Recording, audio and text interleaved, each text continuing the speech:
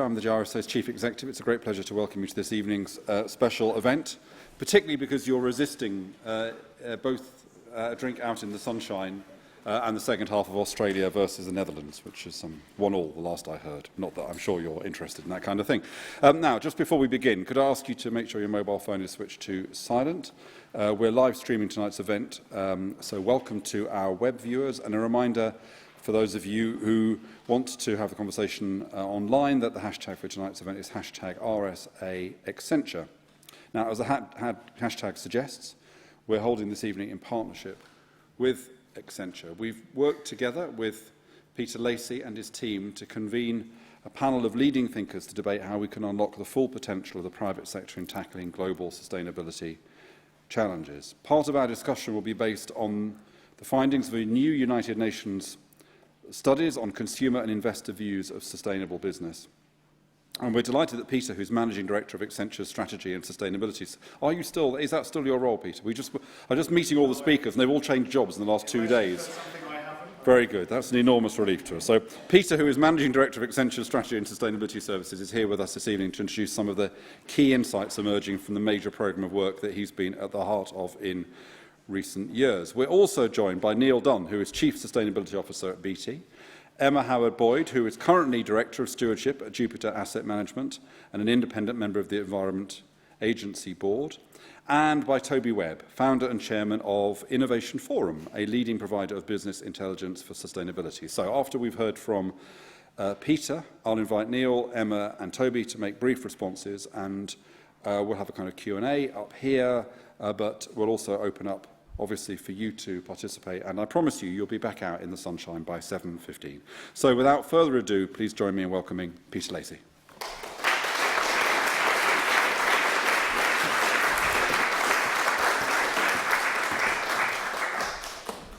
Thank you very much indeed, Matthew. Although I don't sound it and certainly don't look it, I actually am partially Chinese in the sense that I live in Shanghai, so you'll have to forgive me. It's 1 a.m. already in Shanghai, and I only arrived yesterday. So it's one of the rare occasions where you have to keep the speaker awake rather than the other way around. So, first of all, thank you very much to the RSA, and thank you to Matthew for inviting me to speak this evening and for this opportunity. I think the RSA has been at the forefront of the debate on the role of business in society for 250 years now, and in particular, looking at how to find practical solutions to some of the challenges that we face. So I can think of no better place to reflect collectively on our economy and where it's headed, and on the role that business can play in what the RSA have coined as the Great Recovery. And I think that when we think about that transition to a more sustainable economy, and it's something I spend a lot of time thinking about, and I'm sure some of you do too, really I think we're talking about a transformation. And I used the term for this lecture when we were thinking about it. I used the term Finding True North. And I've called this lecture Finding True North. And so really the question to start off with is, what do I mean by finding true north? I mean a world in 2050 where 9 billion people can live well, where we can live within environmental limits and resource constraints, where we've eradicated extreme hunger and poverty, where we've universal primary education and maternal health, and where we have reliable access to safe, clean drinking water and safe, clean energy. In other words, I think a fairer, greener, more resilient and more inclusive capitalism. And I think that capitalism needs to be enabled by a new model for growth, for prosperity and for development, decoupled from the overuse and the abuse of natural resources and the environment. And this evening, what I want to do is to reflect specifically on the role of business in setting us on this pathway to true north, drawing in particular, as I will over the next 20 minutes, on a program of research that I've been conducting now for 10 years for the UN Secretary General, first for Kofi Annan and more recently for Ban Ki-moon, which looks at trying to help the UN leadership understand the changing nature of business in society and business attitudes, particularly chief executives' attitudes to sustainability and how those are changing over time. And over the course of that 10 years, we have had responses from more than 2,000 CEOs across more than 120 countries, across 25 industries, and had one-to-ones with more than 200 chief executives to try and get underneath the skin of what they mean by sustainability in the past, present, and future of sustainability.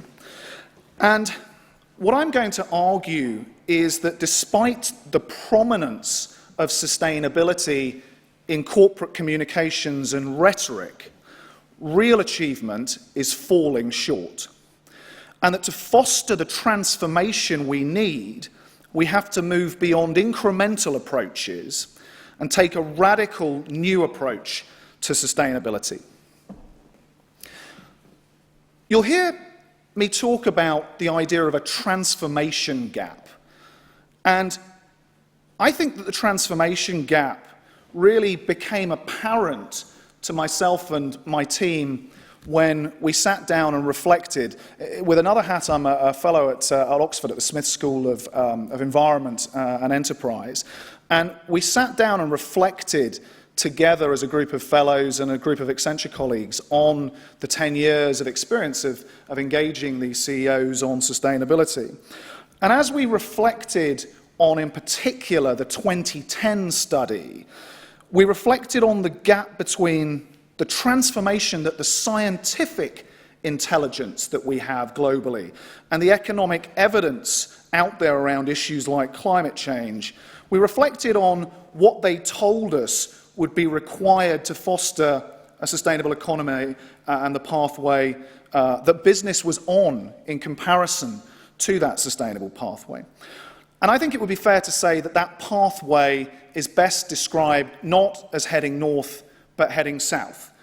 A trajectory where we will need 2.3 planets worth of ecological resources to support a global population of 9 billion by 2050, where we face a 40% shortfall in water between forecast global demand and available supply by 2030, and where we know that demand for food will grow by 70% by 2050 at the same time as the rate of growth in agricultural yields is dropping annually.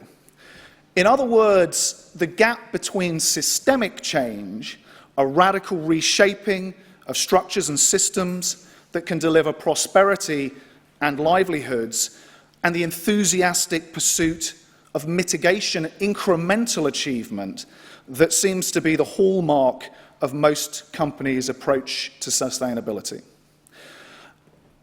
Our 2010 study, which we called A New Era of Sustainability, was at the time the largest CEO study conducted on sustainability.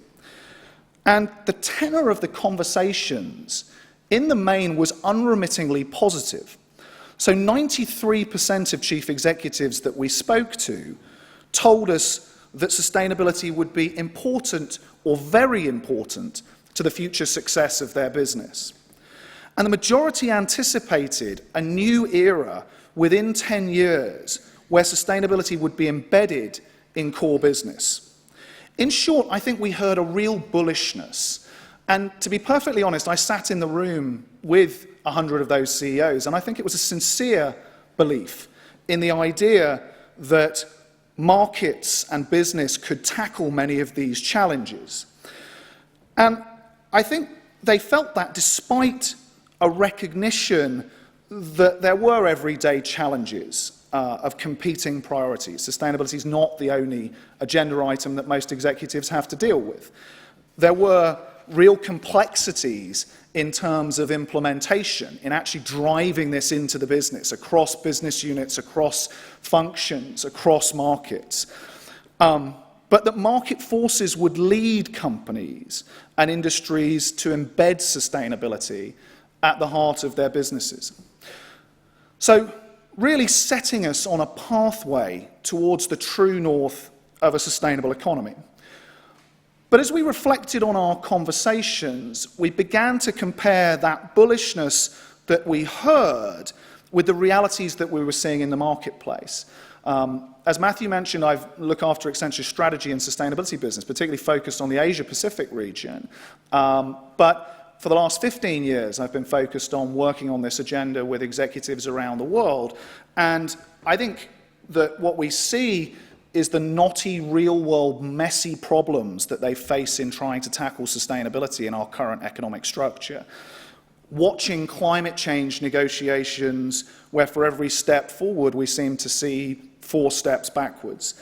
And perhaps strikingly, and this is important, I think, in the context of what I'm going to say, seeing companies garlanded and celebrated for the most incremental of achievements, cutting wastewater by 5%, increasing rates of recycling by 10%, or putting a woman on the board. Really incremental things that we've been celebrating as transformation. And we need to be careful not to denigrate those actions, because these individual achievements, each of them incremental targets, were the result of smart, committed minds. I see that every day, dedicated to making a difference within their own spheres of influence. So these are not small things at the micro level, but collectively, consistently, we've gone overboard in our reception of their achievement in recent years. Instead of recognizing that each of these initiatives was a first step on a long road, in many cases, we rushed to claim that sustainability was now embedded into business. But as we talked to people about our research and shared this positive sentiment amongst chief executives and their assessment of progress, I think we became aware of almost a dirty little secret. And the dirty little secret runs something like this, that despite outward confidence and celebration within companies, and despite the absolutely correct growing awareness and commitment to sustainability, many business leaders responsible for executing on this agenda within companies believed, and I would argue do believe, that we're going nowhere fast in terms of the systemic changes that are required. In short, we're not heading for a true north of a sustainable economy, but towards a magnetic north of mitigation and incremental change. A pathway that may be directionally correct and better than the south that I already explained, but absolutely not headed towards a transformational true north on sustainability. And one that would lead us, even at the height of its ambition, nowhere near the kind of outcome and the destination that's required. As any explorer will tell you, magnetic north and true north are close cousins, but the gap between the two has the potential to leave us miles off course, especially on a journey that will take several generations. So, how do we mind that gap? Our unease, I think, was confirmed when we began the research for the most recent CEO study, which was published at the UN General Assembly last September. So, first, the good news. I think we see clear evidence of a growing awareness and commitment to sustainability amongst companies per se. You can see that demonstrated in things like just the pure numbers of companies, for example, signing up to the UN Global Compact, who are engaging in reporting for the first time, who have corporate responsibility strategies, who are beginning to think about these issues. But the bad news. As we talk to the leaders in the field, those companies who have been leading on sustainability for a decade or more, the sense of bullishness in 2013 that pervaded the conversations in 2010 had in large part disappeared and replaced by a sense of frustrated ambition. Frustrated with the mixed signals from consumers, demanding that companies do more on sustainability, but unwilling to reward them at the till. Frustrated with investors, apparently interested in sustainability, but unable or unwilling to factor performance into assessment and valuation in the main. Frustrated with governments, unable to provide clear policy direction to create the right enabling environment for business to succeed. And frustrated with themselves in many cases in terms of the pace of change and also their own inability to measure, track and communicate the bottom line business benefits of sustainability. And I think that this frustration is a signal that far from continuing towards the new era anticipated by CEOs in 2010, actually we may have become complacent about incremental change, embedding sustainability into communications and rhetoric, but not into the realities of everyday business. Two headline numbers from the 2013 CEO study suggest that we need a rethink. Just 1/3 of the 1,000 CEOs that we surveyed believe that the global economy is on track to meet the needs of a growing population sustainably. And just 1/3 believe that business is doing enough to address sustainability challenges, a diagnosis of their own performance. And so it's clear that business as usual approaches will not be enough, and our faith in the incremental can sometimes do more harm than good, particularly if we conflate and confuse incremental with transformational. To enable the private sector to have a greater impact, I think we need to reframe sustainability away from its roots in corporate philanthropy and social responsibility, away from its current incarnation as a media-friendly packaging device for efficiency and incremental improvement, and towards a more radical agenda that asks how we shape an economy to bring prosperity and quality of life to 9 billion people by 2050. And that requires going beyond the firm. That's not something that can take place as transformational change within an organization alone. To be beyond incremental requires firm-level initiatives, but also to drive deeper systemic change. Business has to reach beyond its own four walls and engage others to embed sustainability in the way markets work. With these challenges in mind, we've extended the reach of the CEO study this year to encompass two groups that businesses told us they see as essential to progress. First, with our partners, Havas Media Repurpose, we've conducted a study of 30,000 consumers across 20 markets worldwide to examine their views on quality of life, their expectations on business and governments, and their attitudes towards sustainable business. And with the United Nations Principles for Responsible Investment, a study of investor attitudes to sustainability, looking at their engagement and dialogue on sustainability with the companies in which they invest. And my thanks particularly to Havas and to PRI, who are both here, for their commitment to partnering with us and advancing, I think, what's an important knowledge base and level of understanding on these two stakeholder groups.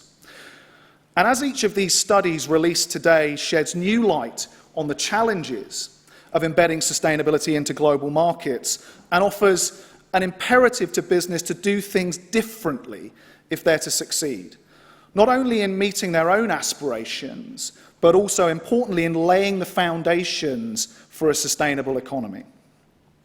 So let me just give you a couple of insights into those. The first is the consumer view. Across the lifetime of our work with CEOs, interestingly, the consumer has consistently been cited as the single most important stakeholder in guiding the approach of CEOs to sustainability. From 50% of CEOs in 2007, who told us that they thought consumer was the critical motivator, to 58% in 2010 and 64% in 2013. Nearly 2/3 of CEOs see the consumer as critical in terms of the group to engage. And as leading companies moved away from the old approach of philanthropy and corporate social responsibility, CEOs imagined or saw an era in the future in which consumers would demand superior performance on sustainability in organizations, in products and services, and that environmental and social issues would become a critical factor in attracting and retaining consumer loyalty. But this year, CEOs expressed their frustration of mixed signals from that group. Mixed signals from consumers who expect more from business, but who are not prepared to pay or differentiate. Motivated instead by the traditional factors of price, quality, and availability, with sustainability in the mainstream a poor and distant cousin. And our consumer study clearly shows that businesses have failed to engage the consumer. They may not be uniquely responsible, but businesses have failed to engage the consumer. Just a third of the consumers that we spoke to in the study with Havas responded and told us that they often or always considered sustainability in their purchasing decisions. And less than a quarter of consumers actively seek out information on the sustainability performance of the brands in which they purchase. If business leaders are serious about sustainability, engaging consumers needs to be done through a very different approach. And again, we need to see a radical transformation in the way we think about products and services and enabling the consumer, but also the way we think about shaping wants and needs. To engage the next generation, we have to rethink the way we communicate on sustainability. And we can't continue with what, in large measure, have been reporting-led abstractions in terms of sustainability. But we need to get much closer to fulfilling people's expectations, delivering direct improvements to their quality of life, sustainability on the front foot, not on the back foot. But that means thinking about products and services in terms of innovating sourcing, manufacturing and production processes so that sustainability is embedded into the consumer proposition and not just an add-on. And through their impact on local priorities. One of the very clear things we heard in the consumer study is, although sustainability is framed as a global issue, it becomes real at the local level, making it real not to climate change, but to clean water in my local environment, reliable energy, economic health and prosperity, and secure jobs and integrated infrastructure in my local community, and on tangible improvements to people's quality of life. If business can demonstrate this positive, tangible approach, we can move to a new way of thinking and acting on sustainability, beyond meaningless abstract marketing messages about social good, beyond the weariness and skepticism of consumers tired of greenwash, and towards an approach where sustainability is not a set of abstractions on packaging, but an approach to doing well by doing good. So, the investor view. This is the first time we've really looked at investors as a companion study to the CEO work we do. And I guess the key question is, if companies can begin to communicate more effectively with consumers, what about investors? How can we ensure that sustainability pioneers in every sector are incentivized and rewarded by the market? Back in 2010, when business leaders were still bullish about embedding sustainability into global markets, many saw a better engagement with investors as the natural next step. But 4 years later, we appear to have made very little progress on investors. Just 12% of those 1,000 CEOs that we spoke to told us that pressure from investors and shareholders motivates them to act on sustainability. And only 23% see investors an important stakeholder in guiding their approach. And this group, this 1,000 probably included 250 of the global 500. So these are not just fringe businesses, these are the businesses that make up the majority of many of the global indexes that we see. And with the UNPRI, we've been examining the views of investors on the other side of the fence. And what we uncover very clearly is a failure to communicate the potential of sustainability to impact business. So while 57% of CEOs surveyed believe that they have a clear strategy to seize opportunities presented by sustainability, guess what? Only 9% of investors thought that that was true from the other side of the fence. And while 38% of CEOs believe that they are able to accurately quantify the business value of their sustainability initiatives, only 7% of investors agree. So there's a real gap between CEOs' perception of their ability to derive and communicate value, viewed from the investor perspective when you're making bets with other people's money on the rigor and robustness of those decisions. And this is not to say that there aren't exceptions or bright spots. There clearly are certain industries, certain companies making real progress on both sides of the fence with investors. But we're talking about the mainstream here. And we're talking about those 1,000 businesses, not the examples, the shining exemplars that are making a good fist of this. And this is not to absolve investors of responsibility either.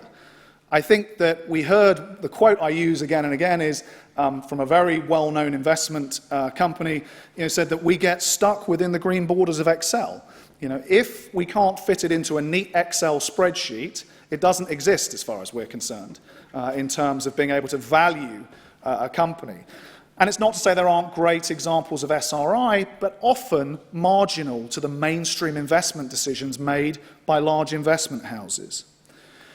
So I think we see a big gap on that front, but we know that if we can identify and reward those companies taking the lead on sustainability and turning solutions to real challenges into real business opportunities, we can begin to overcome some of the plateau and the frustration effect that I mentioned.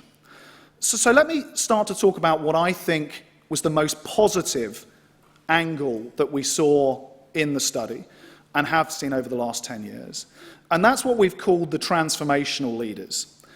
So shaking this sense of inertia will not be easy, and it's going to require us to think differently about what we mean by sustainability, what we expect from business, what we value, and importantly, as I mentioned, what we celebrate in terms of business. The roots of sustainability in corporate philanthropy and social responsibility means that many companies see sustainability as doing less bad. But real progress, I think, will depend on moving beyond incremental change and doing less bad. If business is to have an impact on solving the most pressing challenges we face, we have to reframe the way we think and talk about sustainability. And from our research, we identified a small group, around 100 companies, within that sample of 1,000, who seem to be showing the early signs of a new approach, a different way of framing and acting on sustainability. These transformational leaders, a small group, achieving both sustainability performance, but also more traditional financial metrics and measures of business success, revenue growth, profitability, returns to shareholders. They're beginning to move beyond mitigation and incrementalism to harness sustainability as an opportunity for growth and differentiation, and as an opportunity to drive value creation through new approaches to global challenges. Companies are devising new business models in this group and new ways of doing business, and finding new ways to meet the needs of their customers while impacting positively on society and the environment. One of the areas that I find most exciting, and this is something that Matthew's team in the RSA and the Great Recovery work have picked up on, is this idea of the circular economy. One of the areas that I think that provides hope, for me at least, that you can solve this problem at both the macro level and the micro level is the circular economy. And as new approaches and business models pioneered by these leaders provide an example of how innovation in business can begin to shift sustainability from incremental to transformational change. And in our work, I think what I've become most fascinated with recently is the extent to which these new business models, enabled by new technologies, and in particular the sort of confluence of sustainability and digital technologies, looking at social media, mobility, cloud computing, analytics, looking at the interaction that's now possible in new ways between the physical and the digital environment, I think we see enormous potential. And the circular economy, for me, is the game changer. Not across the board, but in the beginnings of decoupling growth from and prosperity from environmental and resource impact. These radical resource-efficient zero-waste models that not only tackle resource scarcity and volatility on the supply side, I think if you think about them in a different way, force you to think differently about the way a customer or user uses or engages with a product or service with much greater granularity. And I think not just in the way they use the product, but the way they dispose of the product at the end of life cycle. And thinking about the flow of resources through the traditional production and consumption value chains is actually a way to drive new levels of customer innovation and focus, and can only enhance a company's core value proposition. I think the circular economy, its real strength is that it's genuinely systemic and potentially a transformational approach. Not a panacea, but an example of how business innovation coupled with the right policy initiatives and broader engagement can drive real advantage and impact. We already see companies harnessing these new models to create circular advantage. Chemicals companies like Novozymes and DSM innovating green chemistry and moving towards bio-based inputs. Communications and electronics players like Ericsson closing the loop on mobile phone handsets, for example, by recovering and reusing waste materials. Automotive companies like BMW refurbishing and reconditioning parts at the end of their first life. Disruptive innovators, and I've seen recently very disruptive here in London, but disruptive innovators such as Zipcar and Airbnb pioneering a new sharing economy and way of thinking about using collective resources. And companies shifting from products-based models to service-based models. For example, companies like Philips, who are moving away from selling cities street lighting, lamps and poles, but actually selling lighting as a unit and providing services. All tangible examples of the beginning of the transformation towards radical new models that have the potential to shift the economy from an incremental path to a transformational path and planting the seed of a revolution. So in conclusion, it's about reframing sustainability. What do these innovations and the success of the transformational leaders tell us about this road? Firstly, sustainability is an engine for growth and a different type of value creation, framed differently. Transformational leaders differ from their peers in approaching sustainability not as an approach about doing less bad, but as an opportunity to differentiate their products and services and to grow new markets through solving sustainability challenges. Second, sustainability doesn't have to revolve around trade-offs and sacrifices. Sustainability is too often presented as a choice between prosperity today and the sustainability of tomorrow.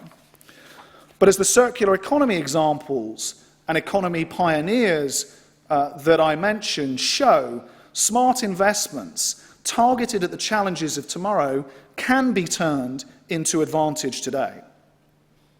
Third, it's increasingly clear that to engage the public as consumer, citizen, and voter, sustainability must be positive, tangible, and both global and local. We have to dispense with the abstract, meaningless metrics. Let's not talk about climate change and limiting it to 2 degrees, but frame the discussion in terms of flood-resistant, food production, maternal health, real tangible impacts that make a difference to people's lives. And we have to leave behind the more extreme rhetoric of the green movement, the doomsayers who warn us that we're going to hell in a handcart. Nothing has been more effective in alienating the public than the environmental bombast that says our lives are unsustainable. And it's the constant drumbeat of sacrifice and trade-off and behaviour change that creates the room that we see now in the debate for the deniers of issues like climate change. So sustainability shouldn't have to be a duty, an imposition on our lives, but instead an opportunity to face up to the challenges of tomorrow, to reclaim the founding purpose of business, much as the RSA's founding mission enshrined it, to be rewarded for finding solutions to the challenges we face. So long as we keep stumbling along the pathway to south, or at best towards the siren call of magnetic north and incremental change, the debate on sustainability will continue to stall. But if we can set out a vision of the future and outline a clear role of markets, business, technology, and innovation, we can begin to chart a pathway towards a more sustainable economy. In other words, a pathway to true north. Thank you.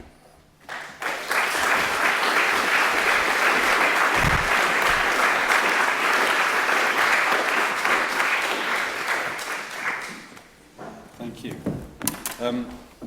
Peter, that was great. So, we've got brief responses from our panel. I'm going to ask a couple of questions and then we'll open it up to the rest of the room. So, just initial responses from our three other panellists to Peter's picture, which is a kind of interesting mixture of the gloomy and the hopeful.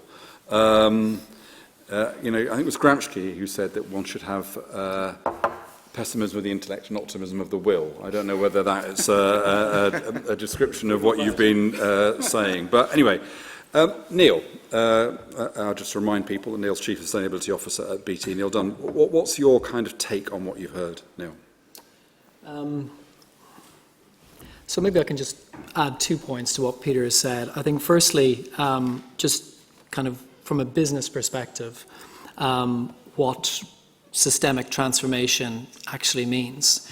It means that if you're somebody doing, let's say, my role within BT, which is trying to catalyse and drive change, you need incrementalism because it gives you momentum. It gives you the proof points that you can save money and energy, you can, engage suppliers in new and interesting ways and pass that value through to your customers. You need all of that to kind of give credibility to do the more disruptive things. But the real challenge comes to you're ultimately going to ask somebody within the organisation to make a different decision around how they actually run their P&L. And that means you're going to ask them to take a personal risk that could wind up with them being fired. And the thing you have to ask yourself is it this risk or is it another risk? Because I think personally most people who commit to this agenda are pretty fearless and they have no real issue putting themselves in the line at any stage. But trying to actually convince the people around you to make different decisions. And if I can kind of give you a very recent example from within BT. So people who are customers here in the UK will know we've recently moved into sport. And we did that very deliberately to differentiate ourselves from the competition sky, to really put sport back into communities and try and bring that story of the community through on the channel, but also went after huge amounts of rights acquisition with Premiership football and rugby, and gave it free to our customers. But the reason to do that was to pull through the other big investment we made over the last couple of years, which was around fibre, which was a £2.3 billion investment to get fibre to most of the UK.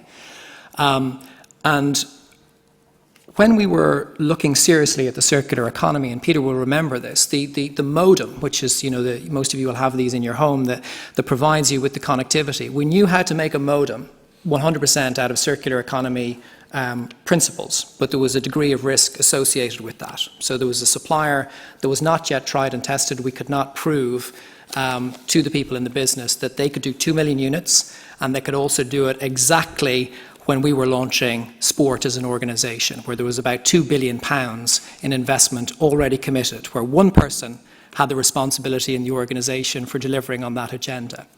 So we then looked at, well, what has the circular economy taught us about, how we can think differently, think more considered as a business? And we launched Home Hub 4, using the principles of a circular economy, which is not 100% designed for reuse, not using recycled components, but it is, I think, building on a lot of the principles we'd learned. Like, for example, it goes through the letterbox, so it avoids all the trips to the post office. It uses less materials, less energy, all the kind of the incremental things that Peter is talking about, but there was less risk associated with that model.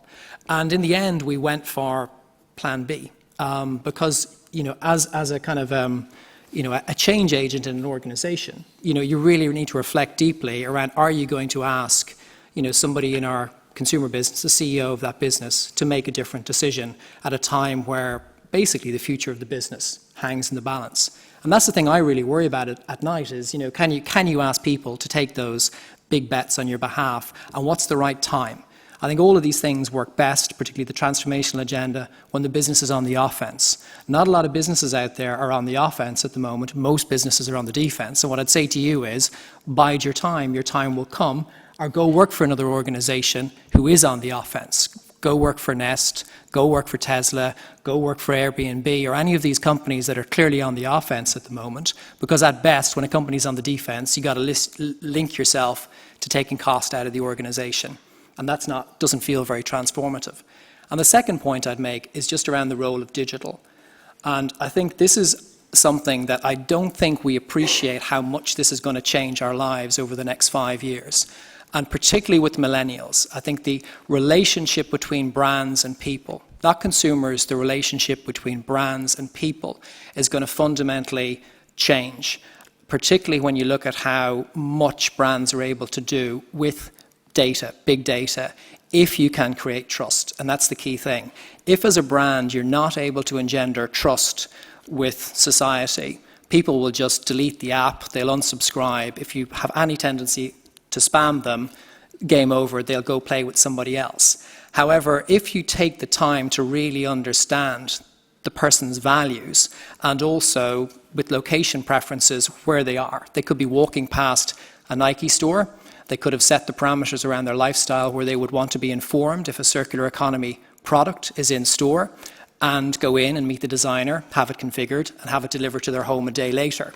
But that is really taking the time to understand that person's values and allow you to kind of put parameters around that in the digital world where you're really connecting with them. Now, if you get it wrong and you sell them something that is, or try to sell them something that is not really resonating with them, they'll go look at Adidas, they'll go look at Puma. So I think digital technology is absolutely going to transform the relationship towards a much more conscientious form of consumption and really enable the circular economy, just like it's already enabling the collaborative economy where things like Airbnb and Brambles and other sharing businesses are beginning to thrive at the moment. Great, thank you very much. Emma Howard-Boyd, currently Director of Stewardship at Jupiter Asset Management, independent member of the Environment Agency Board. Emma, your kind of first take on what Peter said. I think it's a really honest reflection of where we've got to in the sustainability debate, so I very much welcome the research, particularly given that my focus for the last 25 years has been within financial services. I think really good to see what's come through the work with the UNPRI. Well, do you recognise this pretty gloomy picture on the investor side? Absolutely. I think there are times when you can sit down and take an initiative like UNPRI, you can total this massive size of funds under management, which are supposed to be behind this massive sustainability push. And yet I can still spend meetings with the chairman of companies, the chief executives of companies, the finance directors of companies who do not recognise this in the meetings that they have with their investors.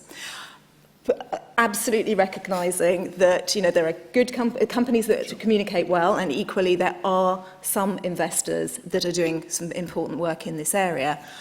It's about the mainstreaming of where the sustainability debate sits. And I've spent too much of the last decade or so going around this conversation. If only our clients requested more information about our sustainability performance as investors, we'd be able to push that debate with companies. If only the companies communicated more, we'd perhaps see these things move into a different place. I think that the time has come to recognise that there are groups of leaders and we need to work together in a very different way.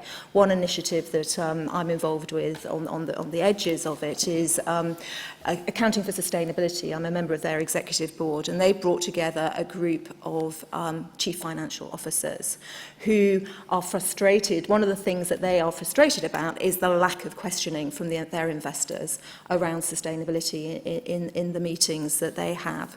And I think we also have to remember that there are different types of investors and there are different members of the investment community analysing companies in different ways. So where I've been working at Jupiter Asset Management, I'm part of a fund management group. There are also sell-side analysts who are busy writing reports about companies, encouraging my colleagues to buy and sell shares. There's a whole chain within the investment community that needs to be refocused, in my view, on the long term. And that is exactly where the sustainability debate sits. My current title at Jupiter is Director of Stewardship. And that links to a trend in the mainstream investment community that has come out of the financial crisis that we went through a few years back, where the focus was put on investors. Are you acting as stewards of the individuals, your clients, well-earned savings, and are you having the correct debate with companies? That allowed me, without using the word sustainability, to create a different dynamic in terms of the meetings that we as investors were having with companies, not just meeting with the chief executives and finance directors, where quite frankly they're coming in after every 6 months to report on the results that they've just produced. It's very short-term focused, but to have a different type of meeting with companies, focusing on the long term. And within those meetings, you can weave in a whole range of issues that would come under the label of sustainability, but actually need we need a different term as well. And as Peter was talking about at the end, we need to latch on to those themes that are absolutely relevant to the businesses that we're meeting with. And each company will have a very different sustainability theme. Great, thank you very much. So, Toby Webb, founder and chairman of Innovation Forum, a leading provider of business intelligence and sustainability. I'm sitting next to him. He's got 8 points because he's just written numbers by all 8 of them. So you know you've got 30 seconds per point, don't you? Just so I can remember my way home afterwards. But, thank you, Matthew. Thank you, Peter, for an excellent speech. I thought Emma's point about sort of needing a different name for this is really interesting, because I spent nearly 14 years running an organisation called Ethical Corporation, which focused on sort of independent journalism and events on corporate responsibility, where we would convene lots of panels like this. And now I've left that and started something called Innovation Forum, because I believe actually the solution is to talk much more about innovation, because everybody loves innovation. Innovation can be anything, and that's good and bad, but it's good in a way because you can frame sustainability around innovation much more now for many of the reasons that my fellow panellists have outlined. I think that's fantastic. I would like to congratulate Peter and Accenture for doing a very rigorous study for a number of years, which I've followed since its inception. And I think we should point out that Accenture is way ahead of its other competitors in this space. I have no financial interest in any of this, but the other professional services firms are really quite poor. Give me 50 quid afterwards. But the other firms, the leading firms that CEOs really listen to, not the boutique, trendy, fashionable green consultancies that no one really takes any notice of, but the really big... Maybe a few of them in the room. Sorry, but you are largely irrelevant. Sorry. The big strategy firms are incredibly defensive on this agenda, and it's frustrated me for years. Even McKinsey doesn't really get it, I think.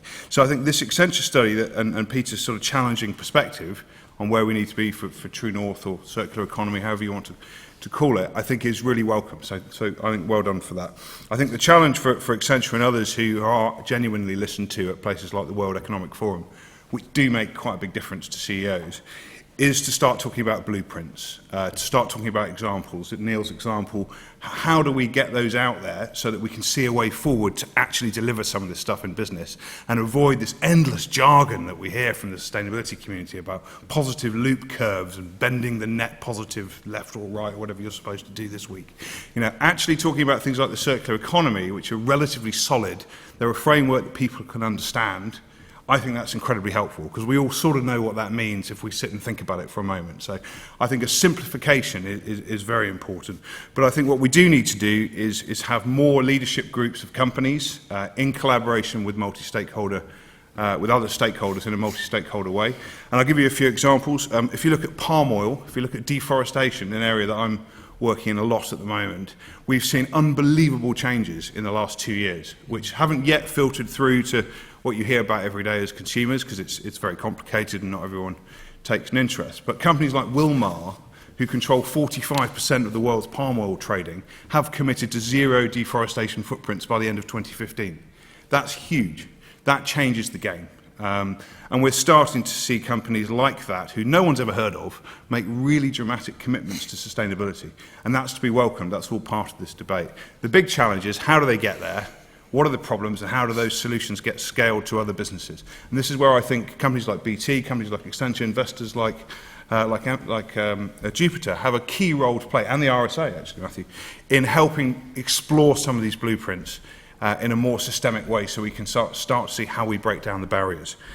So on the one hand, I can agree with everything Peter said and be quite kind of gloomy about stuff. On the other hand, I look at companies like Wilmar making unbelievably transformative commitments, if not yet progress, and think, well, maybe we can do this.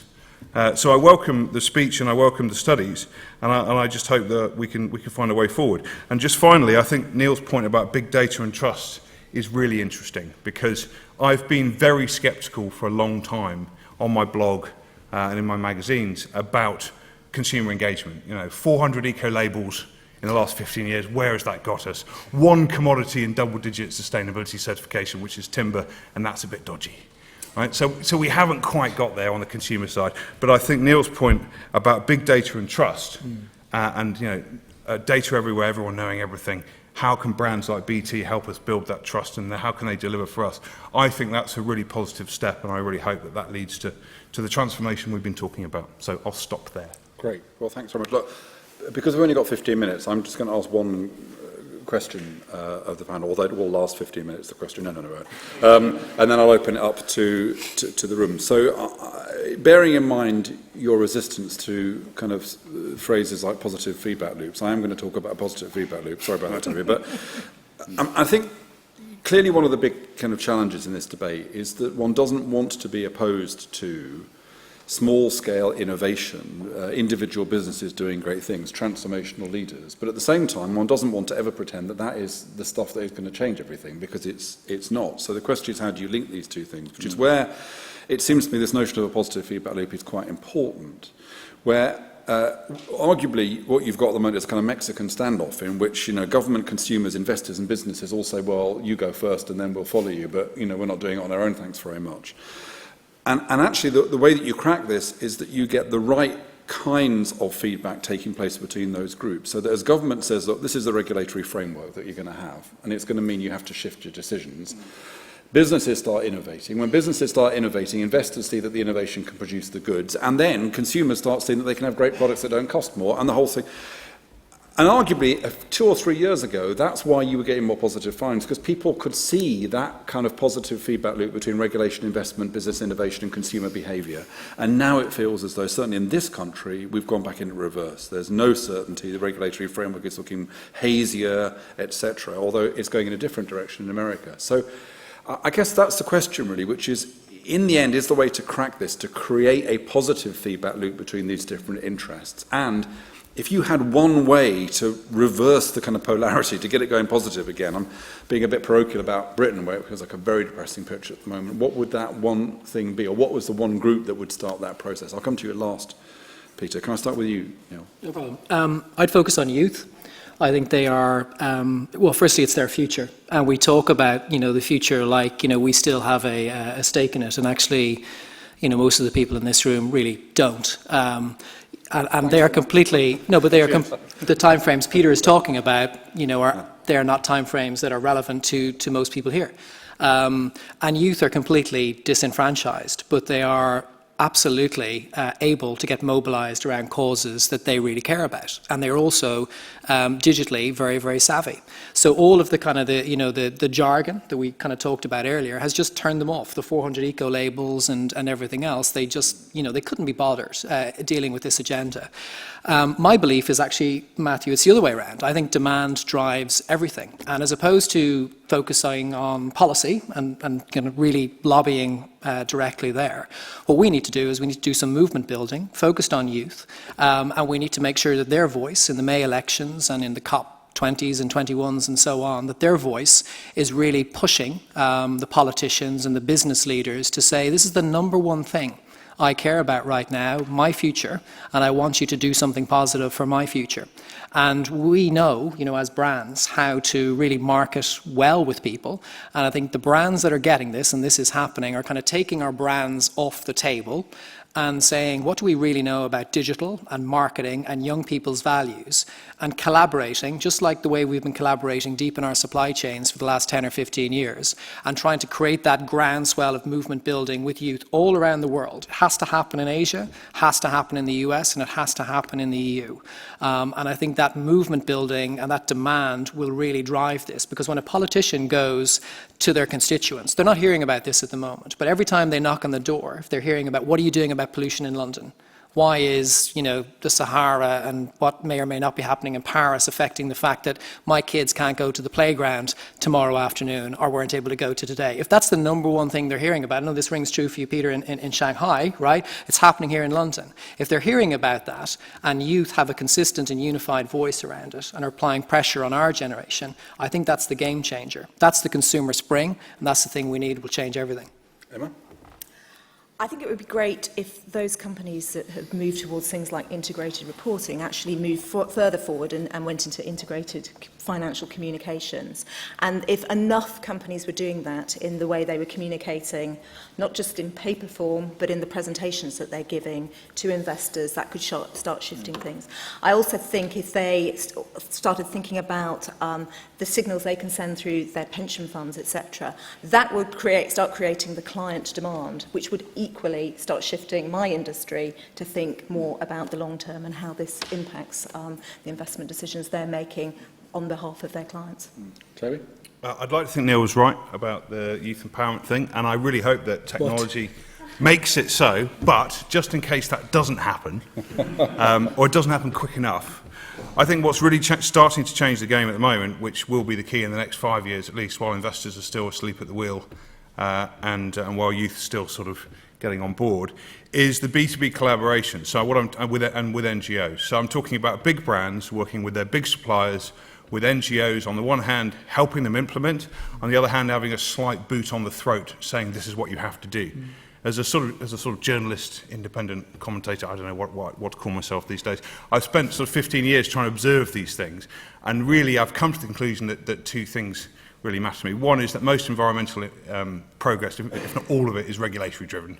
And secondly, that most of the progress we've seen in the last 15 years from companies and others has been because an NGO flagged an issue, either did a big campaign or a company jumped on it, worked on it with their supply chain, collaborated with the suppliers and had NGOs as implementers and monitors, and then we saw significant change. So I think the answer is to try and do much more of that, as we're seeing in many of the global commodities. That's starting to happen, and then grabbing government, shoving it in front of them and saying, look, the world has changed. Stop looking at Twitter and have a quick look at how this industry has now completely transformed itself in terms of how it's working, and hopefully get our sort of PR-afflicted politicians worldwide focusing on some of the fundamentals. Very good. Peter? Well, that's a tough act to follow. I agree with the 3 points, so I think just to build on them, I think digital innovation, we've talked about it a bit, but I think that there is an enormous potential of these two colliding sets of challenges and opportunities we have with sustainability and digital. And for me, digital means the interaction of the digital and the physical world.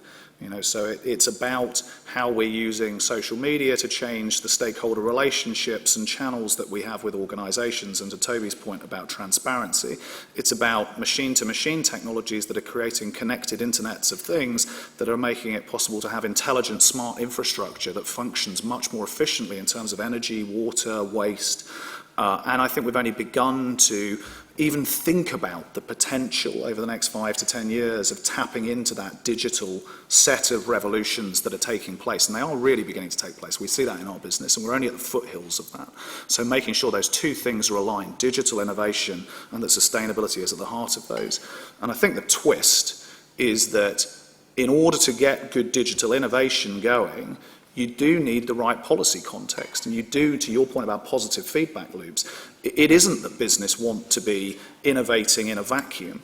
83% of those 1,000 CEOs that we interviewed said that they would welcome better structured policy and regulation to drive sustainability. They want this level playing field, and they want then to compete within that level playing field. So to your point about positive loops, I think it's digital and digital innovation is the big game changer at the moment, but it isn't free markets, let loose, it also requires boundary conditions and the right interventions and the right boundary conditions from policymakers. So why is I have to ask this before, but why is the corporate sector so kind of timid? I mean, if this is the case, there are great leaders that there are the Paul Polmans of this world, there are these people who kind of go out there and they say this kind of stuff. But generally speaking, the CBI, the IO, any group that organises businesses as a whole is... Because they don't want it to cost them their next job. Right. That's why. Okay. Or their lucrative non-executive directorships, which they might get doing very little for a big company somewhere. But also, I agree with that, and that's also what Neil was saying about this sort of, you have to weigh up the threat to you as the individual and your next step. Yeah. But also there is this extraordinary false aggregation of business opinion by these industry associations, right? Which is to say, it's almost an ideologically driven dogmatic view which says no regulation under any circumstance, keep your hands off. Whereas if you sit down, and most businesses are not prepared to actually challenge that in public, but when you sit down in private, 83% of those 1,000 say, yeah, of course we're fine with regulation, as long as it's equal and everyone gets to compete. 83% of politicians, if you sit down with them in private, say, we know we ought to be doing more about climate change, but a bit worried about that. I agree with a bit worried about losing the election. Yeah, exactly. Okay, so I'm going to take 5 points, because there's 5 points around the room, and then we'll just 6 points. If you can make them really brief, and then what we'll do is we'll bring the panel back before we close, because I promised to go out at 7:15. This room is very, very hot. Okay, so tell us who you are and make your punchy point. Yeah. Hi, thank you very much. Fantastic panel. Thanks to everyone. And a question to you. And drawing on a point made by Peter about, the surveys showing that investors are not valuing adequately or differently the sustainability initiatives. At the same point, we know from the carbon tracker folks and other similar initiatives, 350.org, that the market is not valuing the physical risks of, say, climate change or water to many businesses. So clear disconnect between the investor community and either internal company strategies as well as external, drivers onto business. Where can you tell us a little bit about your perception of where that disconnect is coming from? I imagine you're something in there about reporting, but... Okay, great. Yep. Hi, I work on the reporting end of this sort of world in communications and sustainability reporting, but also in corporate reporting. And I'm interested to hear about what has been quite an absent role in this conversation, which I think is the role of auditors in this whole debate. I think that they have unprecedented access to management information and risks associated with the business and the way in which it reports. Yet I think they're quite passive observers at the moment. And I think the movement to integrated reporting could end up in regulation, and that could mean that actually innovation stops and companies move to more of a compliance mindset. And I think that's a big risk that auditors have a role to play in. So I'd be interested to know your thoughts on that. Funnily enough, we had an event about the future of audit here about 3 weeks ago. I wasn't there, but it was quite feisty. I thought future of audit, that doesn't sound like it's going to, it doesn't sound that sexy, but it was really quite, Did someone lose their pen? It was, and 2 people here. No, but you will come next, yeah. Janet Sutherland. Peter, you've talked about the role of regulation, and I'd welcome the views of the panel on the fact that we have a government that's completely backtracking on energy efficiency. I mean, cities like Newcastle are trying to build their future on creation of wind power technologies. Now people who want wind power can't even vote for it in their background. And a government that's now abandoned achieving better standards in our houses, whereas we've got European cities that say passive house doesn't need to cost extra if everybody's doing it. But clearly now that builders don't even need to achieve hardly any standards at all, nobody's going to do it. So how do we get the government to go back and reconsider? Okay, and then immediately in front of you. Thank you. Sorry, thank you. Sonny Macero. Whilst watching the World Cup the other day, I noticed that on the advertising hoarding around the side was a company called Yingli Solar, one of China's largest PV providers. A company that probably 4 years ago we wouldn't have heard of, rather than perhaps Petrobras, the national petroleum company, you might have expected to be there. Niall's already mentioned the companies like Nest and Airbnb, who have needed consumers, but they haven't needed government regulation or institutional investors to have an impact. The question is, do you think that those smaller, high-growth companies are better equipped as explorers than perhaps the Global 500? Great, and then in front of you. Yeah, you don't need that. The point is that I understand the title now, which is Finding True North for a Sustainable Economy, but I didn't realise that it was Finding True North for a Sustainable Economy. And the question is really, Peter, you don't honestly believe that you're seriously concerned about the 9 billion, because wasn't that a lie at the beginning? Yes, go on. That was a question. Wasn't it a lie at the beginning? A lie? Yes. There's no way that we're delivering quality of life, health, and satisfaction to 9 billion people. There's no way we're doing that. No. At all. And yet that was it not the statement that you made at the beginning? No. 9 billion. The question was, how can we do It's it? the aspiration as to how do we go about creating... Yeah, but even the idea, okay, well then do you not believe that the idea is arrogant and actually not possible for what?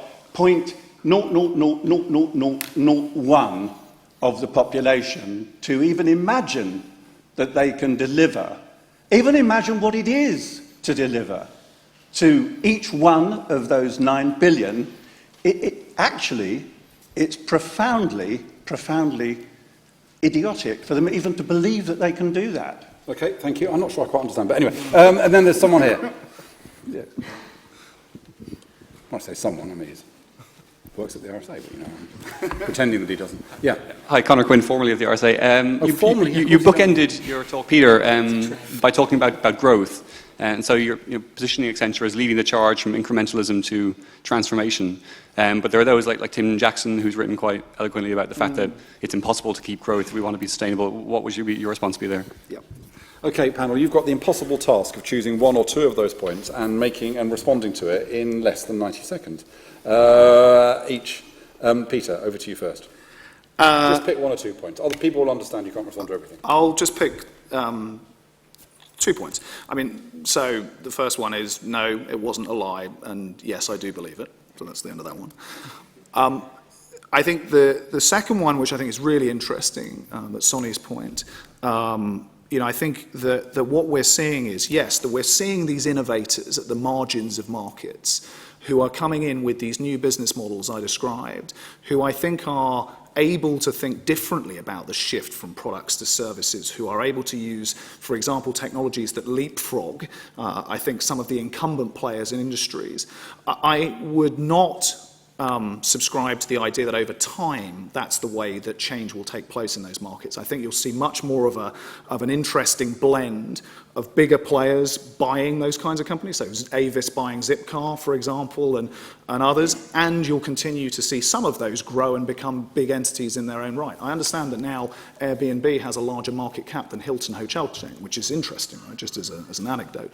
So I think it'll be both of those things. I think the point about Tim Jackson's prosperity without growth, I think intellectually Tim is probably, is certainly, there's possibility that he is right? The front end of prosperity without growth, I think, is extremely well argued and really, robust and rigorous research. The second half of prosperity without growth, I find useless in the context of public policy and business, in the sense that I live in Shanghai, and I've lived there for a while now, and I look after everything from India through to Australia in our business. And, I think if you look at 1.3 billion people in India or 1.3 billion people in China, and you tell them that actually, I'm sorry, let's stop, we can't grow anymore, that's the end of the story, we can't do that from an environmental perspective or from a natural resource perspective, it just doesn't fly. So even if it might be true at the level of sustainability, you've got to find innovation and ways of rethinking this debate to actually get through it. So it may be that there is some truth to it in the current paradigm without technology and innovation and new business models, new way of thinking things, but we don't have the luxury to sit back and pretend that that can work, even if it might be the rational thing. And we've seen things with sort of collapse and people like Jared Diamond who've proven that we are quite capable of a species of acting irrationally to the point of destruction. So I think that would be my 2 points. Yeah. Brilliant. Emma.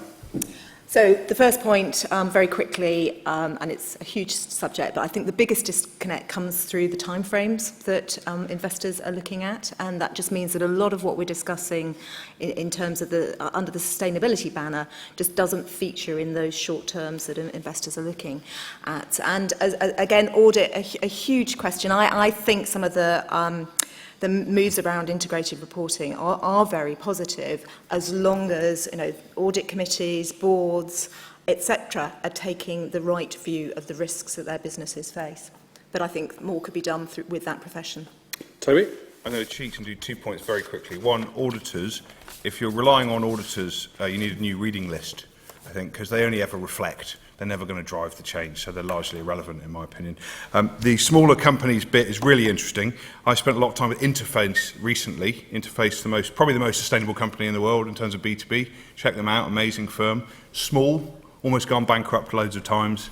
But fascinating, and now they are a bit more sustainable economically as well as environmentally. The big question for Yingli Solar, I don't know how big they are, but certainly for people like Interface, who are the sustainability heroes we all talk about and come top every survey since the year dot, is how do you scale that approach to a bigger company? And that's where I think companies like Accenture and others, BT, can sponsor really interesting research to explain how that stuff can go from a €2 billion turnover to a €20 billion turnover, and that's what we need to see. I'll stop there.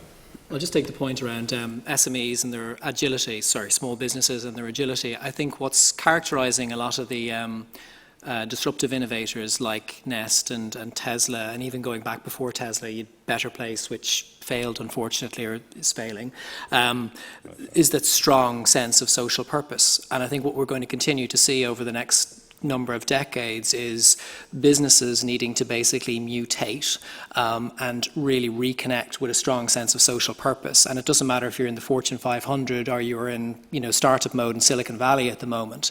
We're going to need to have businesses emerge that actually are growing by solving the world's biggest problems as opposed to creating the world's biggest problems, which has been largely the trend in the past. And also a realization that CSR is completely useless, that looking at any of this stuff from a kind of a cost center perspective has had its day, and the industry that has been created around reporting in a lot of organizations is really holding this the innovation that can be let loose within this whole agenda back. And that if we actually freed that resource up to really think deeply about innovation and allocating capital differently in a very purposeful way, we could do an awful lot with that. So I'm really looking forward to businesses mutating in response to what the world needs. Final yes/no question, literally yes/no. Am I right in thinking that actually, in terms of political leadership, the political leadership we're seeing at the level of cities is generally much stronger than we're seeing at the level of nations at the moment on this agenda? Would you say it was true? Yes or no? Yes on execution, no on policy. I think that's a good answer. Good. You agree with that? Concur. Oh, yes. Very good. That's told me then. Okay, good. Well, look, it's been a really, really interesting session. Great speech from Peter, great responses, great questions. Sorry we didn't have more time for questions, but I did promise to get you out and I'm 5 minutes late. But the reward for you participating in such a great conversation is Accenture have generously said that we can continue the conversation over drinks in the Benjamin Frank room downstairs. So go downstairs and have a glass of wine or a beer or nibbles and carry on the conversation. Please follow the RSA's work on sustainability and circularity, which is on our website. You can read a version of Peter's speech or an article which has got as many things in common with it in the current RSA journal, which is on your seat. But finally, please join me in thanking our fantastic speakers, Neil Dunn, Emma Hamad-Boyd, Toby Webb, and, of course, Peter Lacy.